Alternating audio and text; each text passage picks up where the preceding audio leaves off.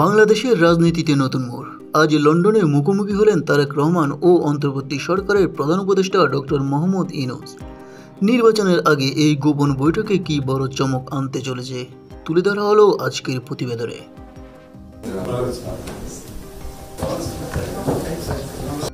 আজ শুক্রবার লন্ডনের অভিজাত ডর সেন্টারে হোটেল অনুষ্ঠিত হয়েছে এক গোপন বৈঠক। স্থানীয় সময় সকাল 9টা, বাংলাদেশ সময় দুপুর 2টা থেকে শুরু হয় এই গুরুত্বপূর্ণ বৈঠক। বৈঠকে অংশ নিয়েছেন অন্তর্বর্তী সরকারের প্রধান উপদেষ্টা অধ্যাপক ডক্টর মোহাম্মদ ইউনূস এবং বিএনপির ভারপ্রাপ্ত চেয়ারম্যান তারেক রহমান।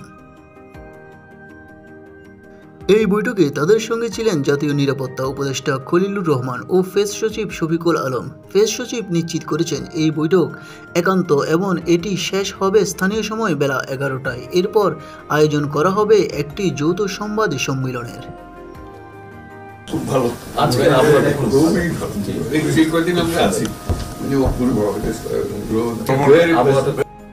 তবে ওই বৈঠকটি এমন সময় হলো যখন দেশের রাজনীতি তীব্র উত্তেজনা ভরা। গত বছর গণ অভ্যুত্থানের পর এটা তাদের প্রথম মুখোমুখি সাক্ষাৎ। বিশ্লেষকদের মতে আগামী জাতীয় নির্বাচনকালীন সরকার গঠন এবং গুরুত্বপূর্ণ সংস্কার নিয়ে হয়েছে গভীর আলোচনা।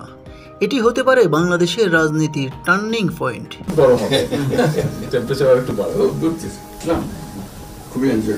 তবে ওই ঐতিহাসিক বৈঠকের পর কি হবে বাংলাদেশের ভবিষ্যতের রাজনীতি গতিপথ? যৌথ সংবাদ সম্মেলনে কি ঘোষণা আসতে পারে সেই অপেক্ষায় পুরো বাংলাদেশ।